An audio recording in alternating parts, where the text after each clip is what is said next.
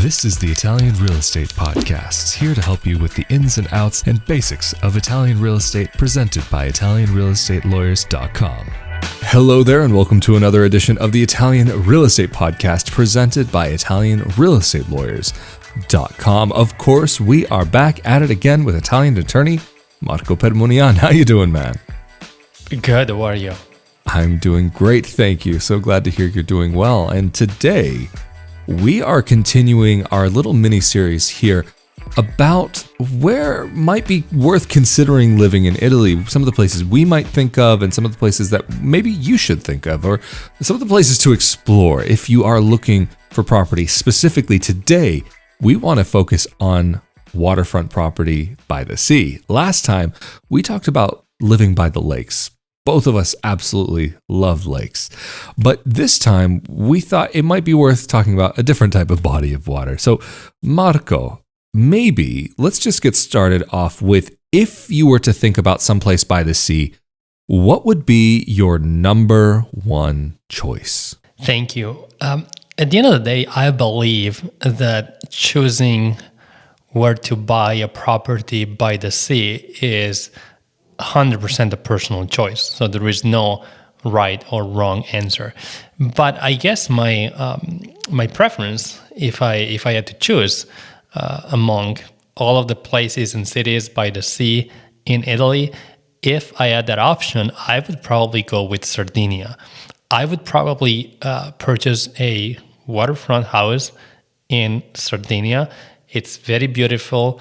It attracts a lot of tourists, but at the same time, is not too busy in summer. Sardinia is one of the least populated regions in Italy. So of course, in summer, a lot of tourists choose Sardinia as their destination. But because there are not so many people living in Sardinia throughout the year, it makes Sardinia still not too crowded or too full of tourists. So that would be my choice.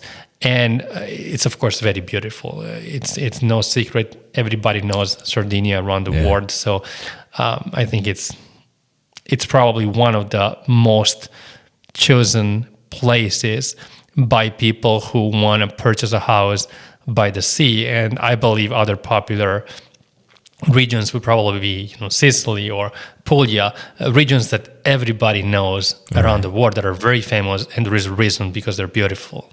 And it's funny because last time when we were talking about the lakes, you were also talking about Lake Garda.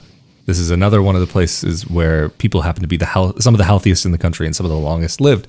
But Sardinia, interestingly enough, also has some of the healthiest people and some of the longest lived people as well. I think I see an interesting little pattern picking up here.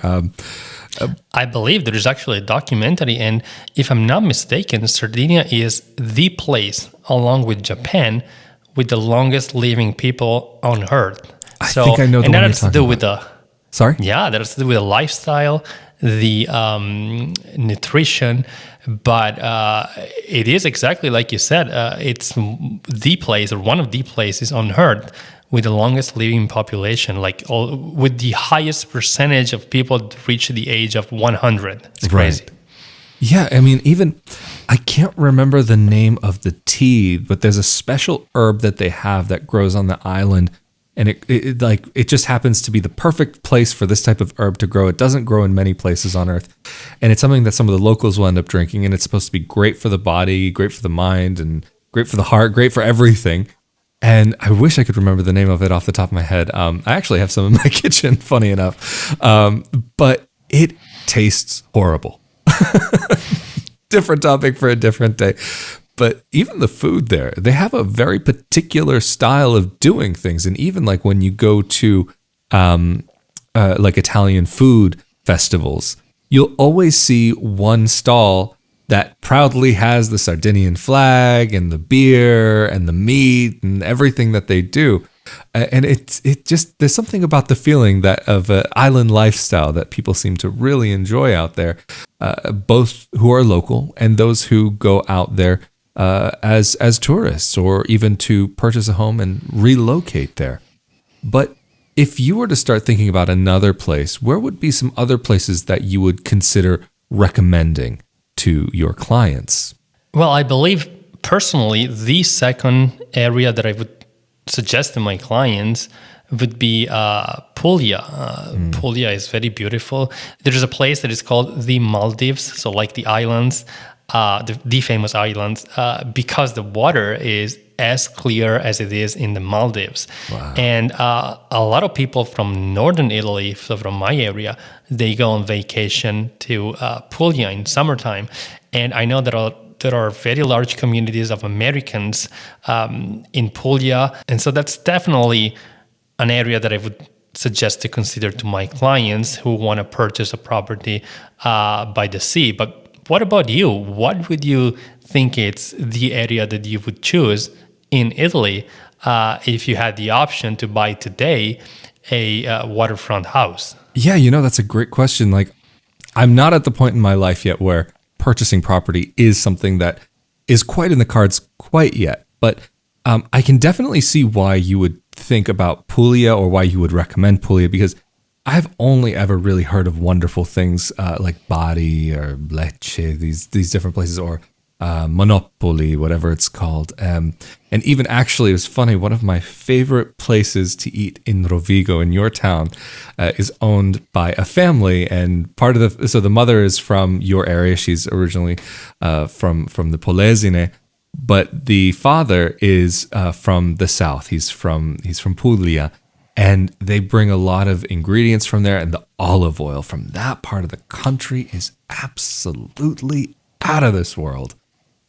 But for me, it would be tricky to say what area I would probably choose. But yeah, Puglia would probably be up there. But I think something that I might consider would be somewhere near Palermo. Not exactly in Palermo itself, but maybe one of the smaller towns that's not far away, because you have some beautiful beaches there, some beautiful views. The weather is always fantastic. And I mean, because when we're talking about Italy, it's a massive peninsula. The country is a peninsula. You have a bunch of islands as well. And in the north, things can get a bit on the chilly side. But in Sicily, you will often have some beautiful weather. Or another place that I might consider even could be in the center of the country, roughly, like around Pescara, because there you have the mountains as well as the seaside. I have a friend who's there, who's a fellow podcaster, Mattia Morelli.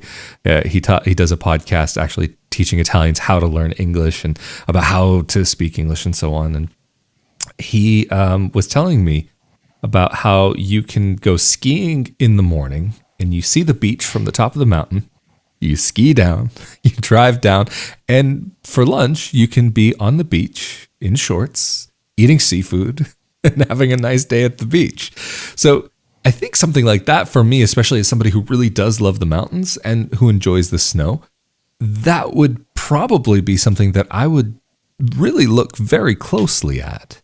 But I know there are a lot of people, for example, who enjoy other parts of the coast. Like, for example, we haven't really talked about outside of Rome. I have Roman friends, and they'll go to the beaches there. But maybe it's not the greatest beaches. Maybe they're not the most fantastic, but it also does give you a lot of great access to an amazing city. Absolutely fantastic.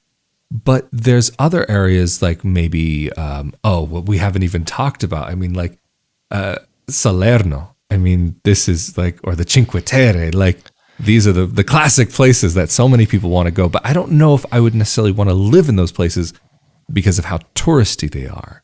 But maybe to have a balance between something touristy but not too touristy, there are a lot of people that will look at the Riviera between Genoa and Nice over in France. And you have a lot of nice small little towns out there. I'm not personally the craziest about it, but I know there are a lot of people who do enjoy it. Or even if you go further south of Genoa to like maybe La Spezia, for example, these are areas that people really love spending time in and feel refreshed and that they have just this new gusto after being there.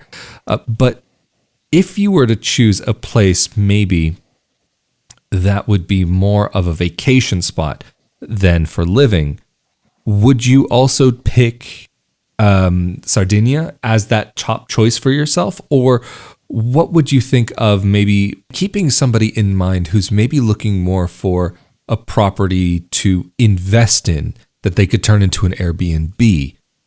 What are maybe some of the places that might be a little bit more, maybe not appropriate, but a more interesting choice for that hotspot vacation place where they would be able to make some income from their property? Well, there are potentially hundreds of answers. So Italy, like you said, it's quite big and it's very famous worldwide.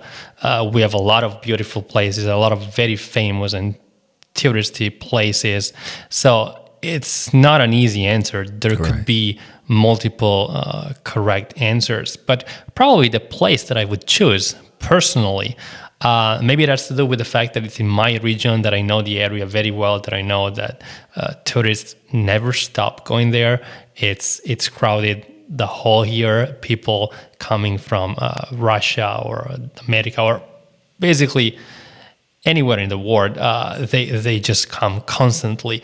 So basically, you can be sure, and it's not seasonal. So it's of course it's you can expect more people to go in the summer, but it's not seasonal. Well, this is a city by the sea. I don't know if you can guess, but it's Venice. Right. I know you've been there multiple times. Love and I know it. you mentioned to me that it was very crowded, except for when we had those lockdowns, which was kind of surreal because there were no people at all. Yeah. But generally, in a normal situation, it's always crowded and always full of tourists. You can hear people from America, maybe just because I'm used to hear them speaking, but they're everywhere. Yeah. So it's that's where I would invest personally. Again, that would be a personal choice in a property, probably an apartment, to use as an Airbnb. So to rent it out through Airbnb, because I know that it's not seasonal and that would be interest throughout the year. Yeah. I think, I think that's actually a fantastic choice. And even maybe to just piggyback off of that and expand on that idea, when we're talking about Venice, it's not necessarily only Venice that might be worth considering, at least in my opinion. For example, even like you have Mestre, which is directly connected by the bridge to the island. And so the costs of apartments out there will be much less, but no, you're not going to be directly on the water like you would be in Venice. You'll have easy access to the city, but it's not the same.